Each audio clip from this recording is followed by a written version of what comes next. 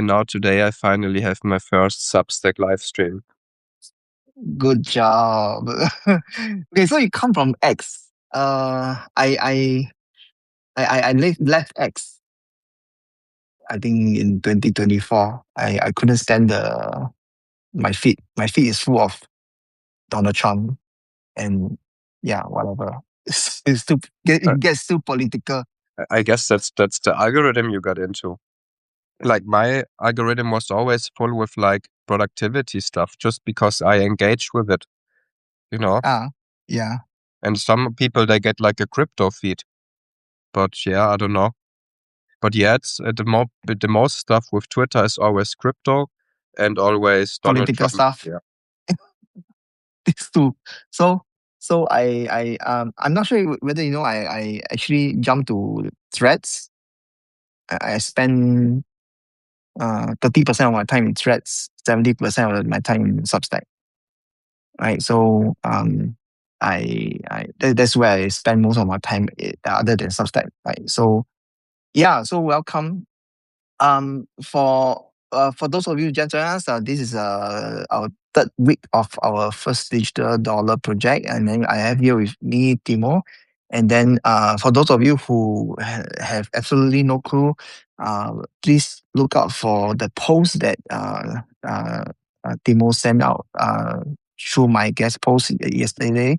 Right, so the guest post talks about his journey of getting his first digital sales. So this live is mainly for me to dive deeper with a few discussions. I prepared here some questions as well, right? So let me start off with the first question. This is very interesting, right? So you you mentioned in your post that your first product was a Notion template, which is the Twitter HQ Notion template, right? So why do you pick Notion template and why do you pick Twitter? Yeah. So this question has a whole story as an answer. So I guess I have to start about 1 year before the Twitter HQ came out. Yeah, go ahead. Because before, like I would say, one of my first business models, before that I did even other stuff, but one of my first business models was actually trading. So I went into the Forex market every day and did trading, and I liked it a lot. And it was a really nice business. It's still a very nice business model to just do day trading.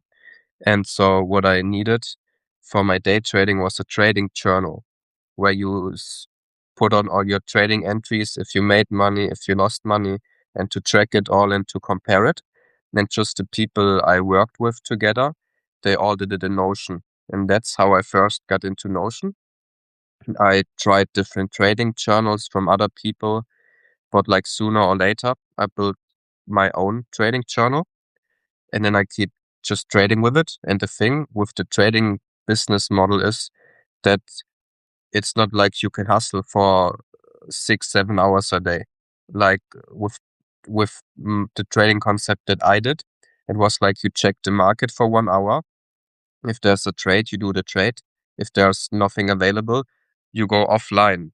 And so it's hard to stay offline if you don't have anything better to do.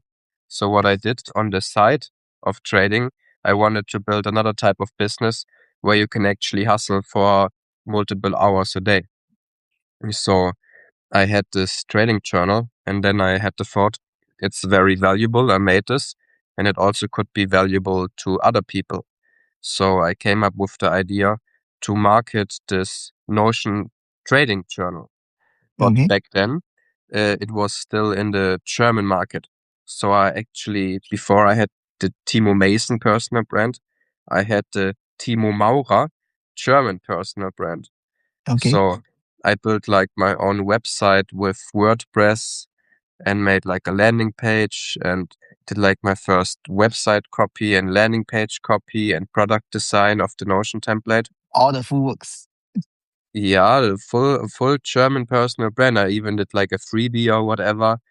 And that was like my first step into Notion templates and into my first digital product, but it was completely unsuccessful Like, if I go a little bit deeper into it, the marketing strategy, I had like my own website. I think it's still online.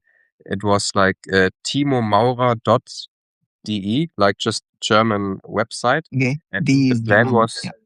yeah, the plan was to get like long-term traffic over SEO. So I Okay. wrote just like a bunch of articles about trading.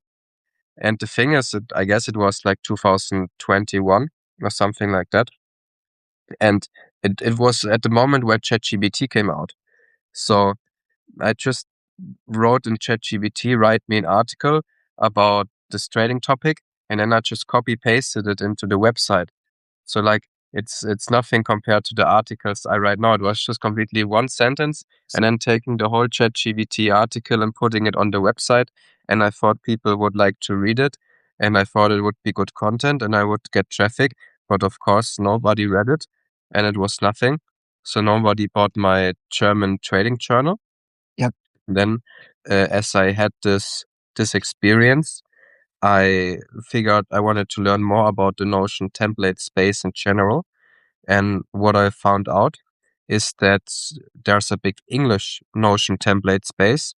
So I guess I decided to join Twitter to find out about it. And my first idea for the for the switch from the German market to the English market is to is to is to turn the trading journal just into an English trading journal. And while I was working on that, I also came up with my next idea. And my next idea was doing a template for content creators, because now I started doing content for the trading journal. Mm. And then this content creator uh, Notion template turned into the Twitter HQ, because I specifically did Twitter and niche down. And that's how I ended up with the Twitter HQ.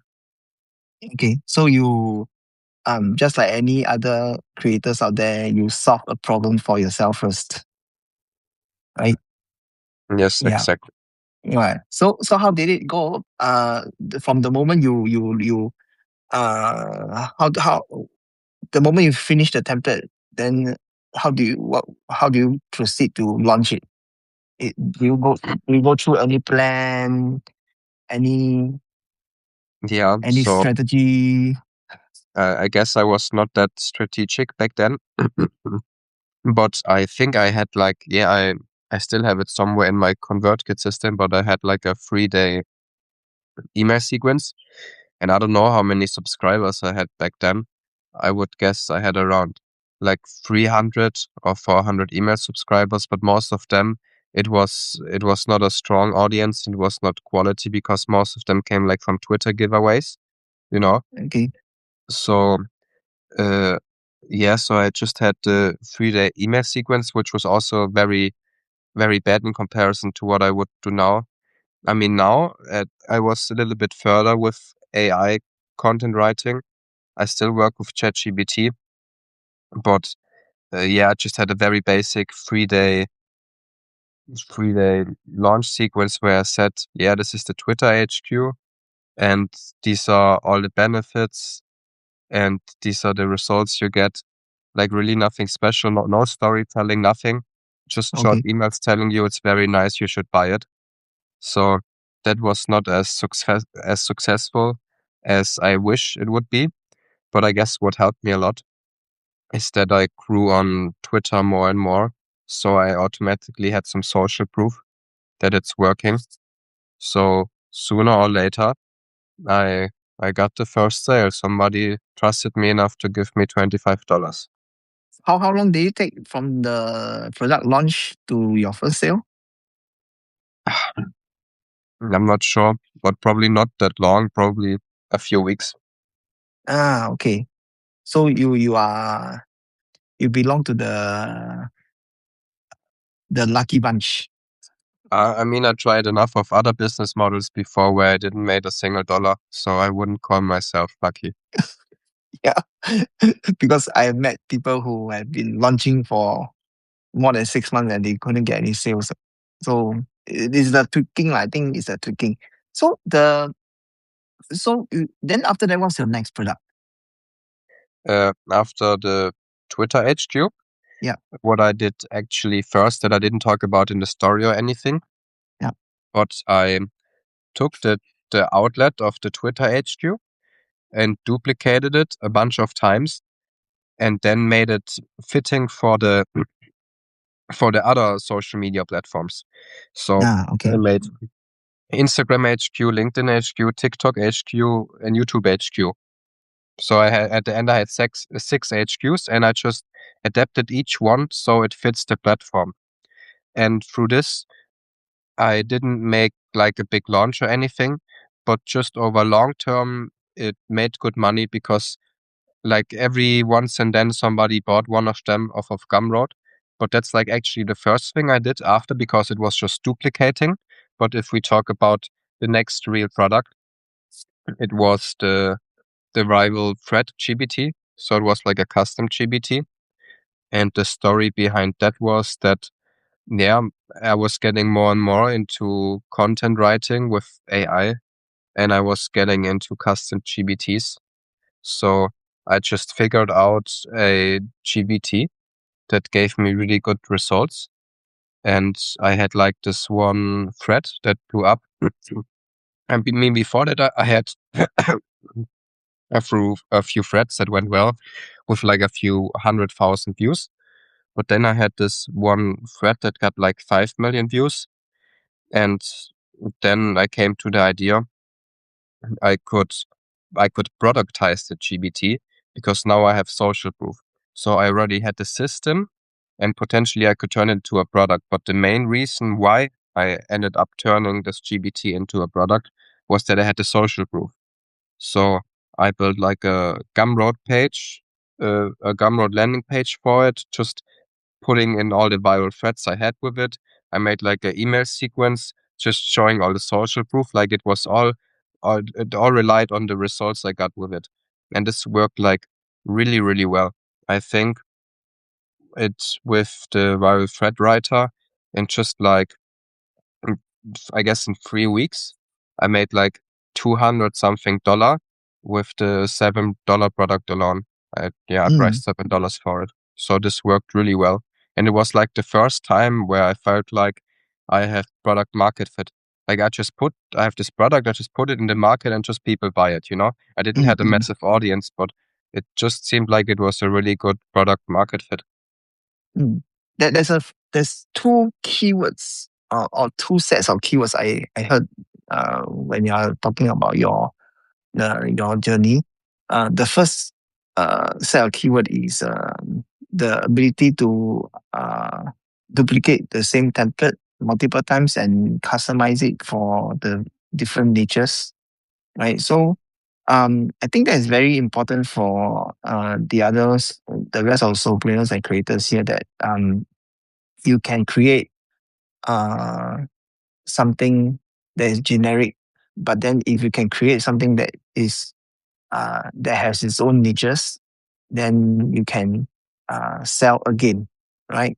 And the beauty of it is that you just need to do a bit of tweaking to the content to make it suit the the particular niche that you are talking about, right? Then the second interesting thing that I notice is that you start to uh, pivot into custom GPT, right? Uh, is there a particular um, thought process that made you say, "Oh, I must switch to this now"? Yeah. So it was not about switching. It was more about expanding my product catalog, you know? Mm. So if you think about the product and the problems the product solve, the Twitter HQ solves the problem of bad content management and being inconsistent with posting content because you don't have a content system set up and you don't manage your content well. So you cannot plan a lot of content beforehand and you don't know when to post what. So the Twitter HQ solves the problem of bad content management and helps you to manage your content well so you can post consistently. And now the same person might also have the problem that the content creation itself takes a long time, like writing a tweet or writing a thread. So I can have the thread writer GBT as a matching upsell when somebody buys a Twitter HQ. So the idea behind it was just to have like a product ecosystem where I can have the matching products as as an upsell, so that because people that buy the Twitter HQ, they might also be interested in the thread GBT for Mm, the different specific problem they have. So yeah, I decided to go into GBTs because I just really like the idea of creating content with AI that's personal instead of generic. And I wanted to get into that, and it just matches to build the product ecosystem with different types of products, not just Notion templates, but also info products then, of course. But I also had GBTs in mind because it was just interesting for me personally. And I did it mm. anyway. I used it anyway for myself.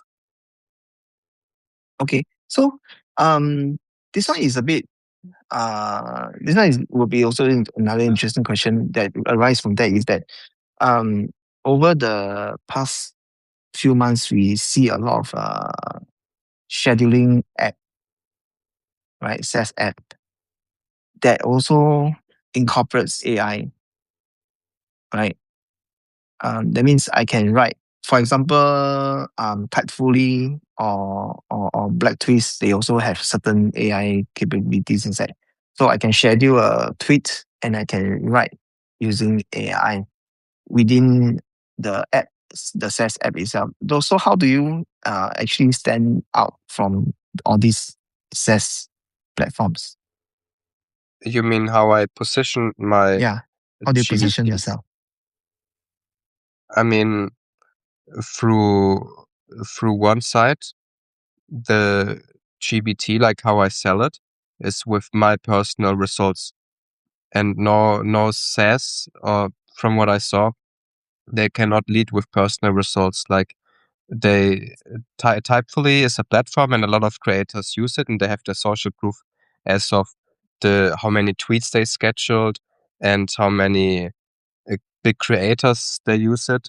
But like from my standpoint, my social proof is unique in this way that I myself posted a thread and it went super viral, and you can just check it out. Here's the link. You can read it. Then I guess because it's a good thread, people want to read it. They connect with me personally because they connect with the personal story of the thread. And in this way, I guess it's positioned different. And of course, also from the other side, that I'm a solopreneur, that I'm just a 22-year-old guy that likes to build stuff on the internet and not some SaaS company, but like just a 22-year-old guy that likes to build stuff. That's Yeah. also different positioning, I Now guess. that you say you're 22, I realize I'm more than double your age. Yeah. Okay. Yeah, still a long way to go. Okay, so there's this we move on now. Okay, because I have a few question lined up. Okay, and then the moment your first sale happened, right? This one is a question I asked all the other contributors. The moment the first sale came in, what was your um immediate thought? Yeah. What goes what goes in what goes on in your brain? So when I had the first sale, it was a good feeling, but it was more like it's like when you eat a little bit of candy and it tastes nice, but then you're more hungry. After you eat the candy, you're more hungry than before. And so that was the feeling that I got, that yeah, nice, I made $25, but I want to make more. Like, okay, now I'm really hungry. Before I was not that hungry, but now I'm really hungry because I had that first success. And for me, it's not about making more money to buy stuff or anything. Like, I'm very aware that everything you need to be happy and fulfilled has nothing to do with money and with business, but that business is just this thing, this game that you can play in life. And it's just fun to do business and to succeed. And the metric to measure if you succeed in this game of business is money. and it's a fun game to play. So I want to play it as well as possible and make as much money as possible just because it's fun. Yeah. Okay. So that's mindset. But operationally, do you make any changes? Um, Or like for example, oh, it works. Maybe I need to post double of what I post, or I must produce more content, or is there any changes that you make? Operationally wise, uh, not as much because I guess I just had the proof that the template worked, and what I operationally wise guess I focused more was on building a content ecosystem around it. So I saw, okay, people are willing to buy the Twitter HQ. So what other products can I build that support the Twitter HQ? For example, For that same persona, right? yes, for Oh, example, the thread writer. Okay, people buy the Twitter HQ. This is proven. So let me find out all the ways I can sell them even more cool stuff when they buy the Twitter HQ, just to increase the value per customer. Yeah, okay. The lifetime value of the customer. yeah. I guess Okay. that was my focus then. Okay. So after your Twitter HQ, after your custom GPT, then what else do you create after that? What I also tried out is info products at some point, more or less. I mean, I also did info products as freebies, as lead magnets. All my Twitter giveaways were mostly freebies. It was not classical courses or classical info products, but I guess you would count it as info products. Like my first freebie, it was also very successful. Was like a Twitter swipe file of 200 viral tweets, and Okay. that was very hard to I think make. I saw that. Yeah, because I did it all manually. I think I Oh, spent like 16 very intense hours. I think I made it like in 2 days, and the whole okay. 2 days I just worked on a Twitter swipe file. So the Okay. whole 2 days I just sat in the office somewhere in Bali, I think, and looked on through Twitter through all viral tweets I could find and put that into like a Notion database. So it was so much work. Uh, but then I put it on Twitter and people really liked it and enjoyed it. And I did a bunch of info products like this just to make Twitter giveaways, to get viral giveaways, to get email subscribers, and to get that people buy my lead magnets. So I guess I did a bunch of these info products, but then later I also went into specific typical info products like courses. The one that stands out to me the most was a 30-day email course I did together with Tadeas. I guess you know Tadeas? Yes. Yes. Yeah. We did like, He's more in threads. yes, I think he Uh, has like 20,000 yeah, subscribers on Threads, 20,000. Yeah. and now he's getting more into Instagram.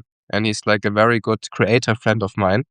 And we decided to make like a 30-day email course together and Okay. was called the 1000 follower blueprint. So we took like the fundamentals of Threads because he was big on Threads and the fundamentals of Twitter. And we like combined it. Like we teach the fundamentals of both platforms. So because at the end you can just make content and post it on both platforms and it can work. Yeah. So we made a 30-day email course about that. And it was a very interesting experience firsthand because it was the first time I did like a collaboration product, like working together with another person to Mm, create a real product. And on the other hand, it was my first big info product. So the process and all the learnings I had there were just really interesting. And at the end, it was not like this big bang, but we made a few $100s with it. But the big reason why we made a few $100s with it is because the plan, how to market it, was heavily dependent on partners. And back mm, then, I I was only on Twitter, so I didn't know that many people that had like email lists that we could use for like a launch. mm, mm. But I talked to the people that I knew had an email list, and looked if they were interested. And some people with smaller email lists were interested, but all the people I knew with bigger email lists, they didn't join the 50% affiliate launch. But there was one guy, maybe you know him, Chris Osikowski. Yeah, yeah, Yes, he agreed, and he's a very big guy. yeah. So all the hundreds of dollars we made were all From his uh, side. his email because he helped promote the 1,000 follower blueprint. So this was a very nice and interesting experience.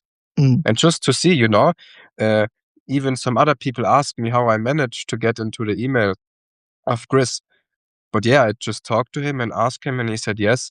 And this is the way the launch got successful. yeah, Just asking, you yeah. don't Just have us. anything to lose. Just us. Oh, okay. So uh, since we are at the topic of giveaway, I know that you do a lot of giveaways in X, right? Twitter X. Uh, have you seen a lot of giveaway in Substack? Yes. I mean, have you? I haven't seen. The only ones I saw is by Nicholas Cole. Yes, that's also the only successful one I saw about his. Yeah, yeah. But I But mean, I saw it. other than that,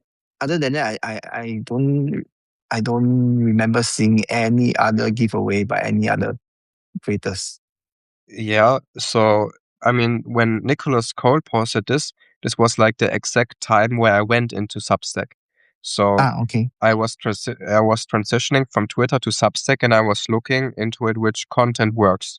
So Ah, I was like, okay, probably giveaways are not working. But then I saw the post from Nicholas Cole and thought like, wow, cool, even giveaways are working here. So I will try it out. And then I tried it oh, out. you tried. Yeah, just like 2 or 3, Okay. and How it did it? didn't work out. But the reason was not, I wouldn't say that giveaways don't work at all, but I mean, I was completely new, so I didn't have any audience on Substack, so I didn't Ah, have any audience to push it out. So possibly I could try it again. It's actually a very nice idea. Thank you for helping me think of this idea. yeah, uh, to- I don't mind running a giveaway. We can work out something together, right? yeah. But something very unique about Substack you should know by now is that your notes reach followers more and your posts reach subscribers because not all subscribers actually uses the app, right? So it's a very interesting jumble of dynamics between how a follower see your content and how a subscriber sees your content, right? Uh, Even for me, I believe that almost 40% of my subscribers don't use the app. So they actually really just read my post using their email client. So yeah, so because of all these dynamic, it will be interesting to see how we can run a giveaway successfully. Yeah, but from what you just said about the followers, I mean, I of course see that people follow me, and I understand that they see my content in the app. But I mean, what's the goal with followers? Like, the only idea I had in mind, what I want with followers is to convert them into Yes, subscribers. the Or is main there thing anything is else? like for example, now I have about 5,005 subscribers, right? Mhm. But I have 14,000 followers. I have been trying a lot, trying to convert followers into subscribers. And it's typically that the stats is about 50%. That means the follower count is always about 2 times your subscriber count. It's about there. Okay, So, but tell me what you tried. I want to know. because the only way I can reach follower is through notes. So all my daily notes, one of the note is telling them that, hey, if you are following me and you haven't subscribed, this is what you get if you subscribe. You know, you get all the freebies and all the stuff. So I of course there isn't a very specific way uh for me to track this metric unless I turn the URL into a trackable URL, like I convert a bit.ly just to route over, then I can at least see how many people click on the link to go to the same page. But yeah, but it's not that easy to track. Yeah. So just trying out once in a while. I'll post say, hey, if you haven't follow, if you follow me and you haven't subscribed, this is what you get. This is what you get. Right. I think another way is of course running giveaways. But even giveaway, there is no certainty that they need to subscribe because they can just follow. Right. No, So I mean, if you, how I would do it is I wouldn't do it over Substack. Like I would just do it a Twitter way, which would be I tell them to write a word if they want the pick of the giveaway, and yeah, then in their DM I send them a link to a ConvertKit landing page, and in the ConvertKit landing page they have to give me their email. yeah, Then I have their email. yeah, I mean they're not an official Substack yeah. subscriber, but That's I called would have ConvertKit, their right? email. Yeah. Or either way, I send in my Substack link. Yes, so I guess sounds like a good idea. I mean, I will definitely try this now. It's a very good idea, the giveaway Good. thing. I will try it out. So for the 23 of you, you'll start seeing Timo and my giveaway soon. Yeah, I will first have to make like a really good lead magnet for the giveaways, but I'm very excited to try it out. I mean, Yeah. I had the ideas anyway. What I want to focus more of my energy on are like I title it Substack growth experiments. So I Uh, just try specific things and see the numbers, how they work, yeah. and then also make it an article and just try all things I can possibly think of. The last thing I did, which I will probably write the article about today, is I posted 10 notes per day. So normally I checked all my stats and the average is that I post 10 notes a week. So what I post a week, I post it every day, and that for 7 days.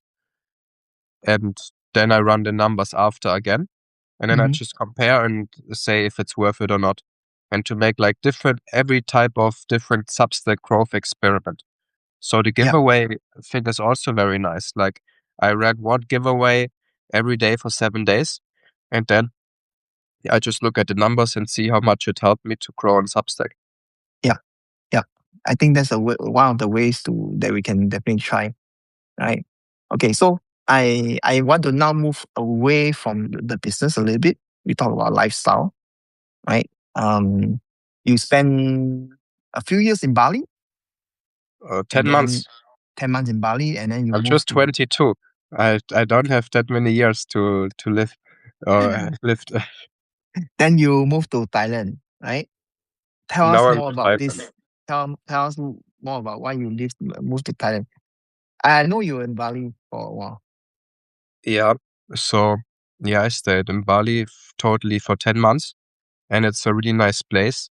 The only two things that were not like optimal for me is one thing is it's a lot of tourists are there, so you meet very nice people, but all the people they leave after 2 weeks, so it's not that easy to make like long-term connections. Like Okay. there are a lot of people that live there, but there are not that many. Like after a few months, you know everybody that lives there pretty much. It felt like it. And the other thing is, I just like big cities a lot. I grew up in like a very small village with 2,000 people in the middle of nowhere almost. So having the experience of living in a big city uh, is what I really like and what I really enjoy and what I want to try. So after Bali, I actually didn't move to Thailand. I moved to Vietnam first, and I was there for 3 months in a city called Da Nang. And it was a city vibe, but it was not actually that big. It was not like a metropole, so it didn't satisfy my need for the big city.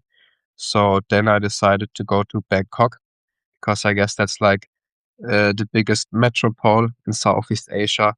Uh, so yeah, now I'm here and I have been here now for a month and I really like it because Here it's like a really big city and I get my needs satisfied of being in a massive city. Is Bangkok a place where you find a lot of digital nomads as well?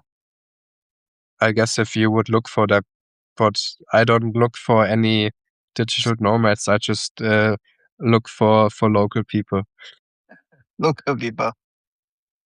Yeah, I mean Oh, it's. I mean, I'm sure there are a lot of digital nomads here, especially I know some people that organize like digital nomad events, and yep. there are a lot of big digital nomads events here in Bangkok. But yeah, I'm not that much about these community events or about curated experiences in general.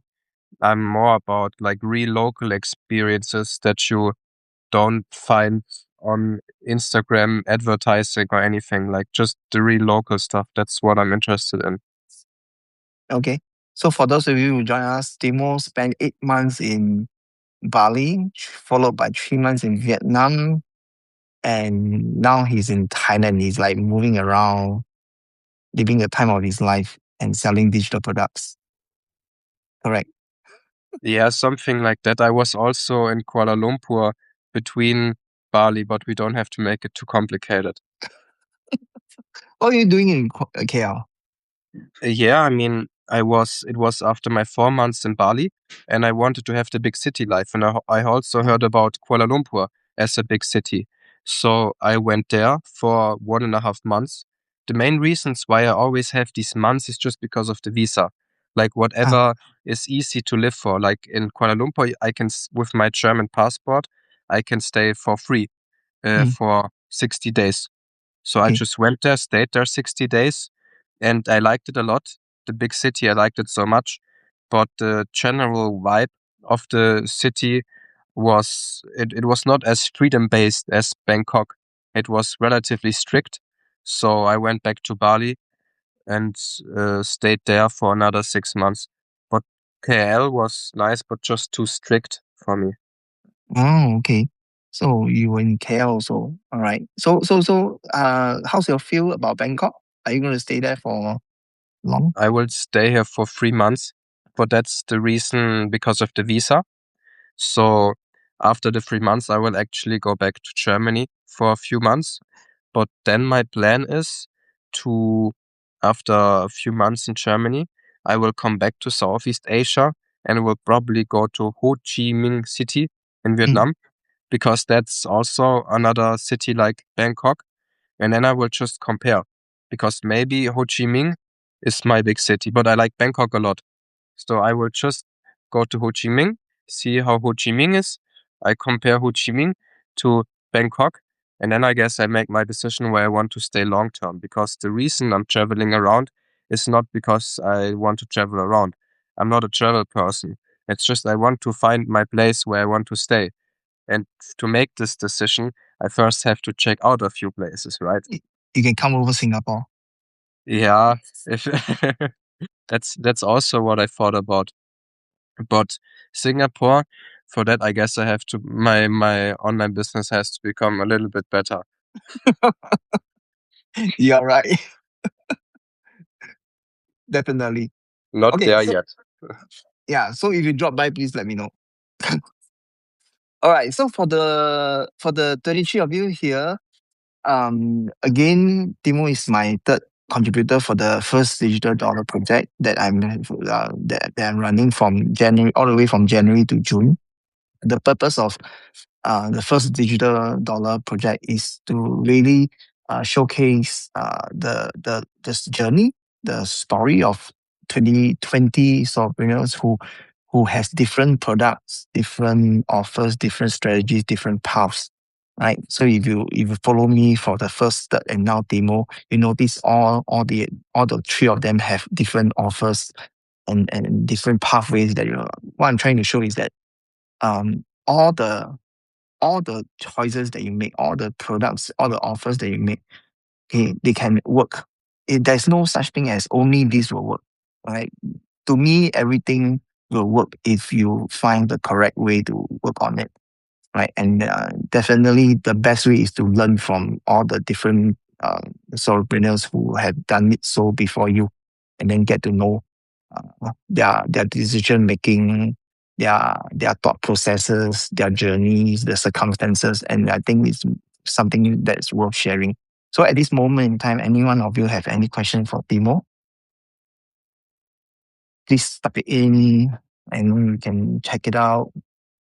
Right. So I know Timo is from X, right? And then uh, I think I know him better after he joined one of my Notion circle in Telegram. I think, NCC.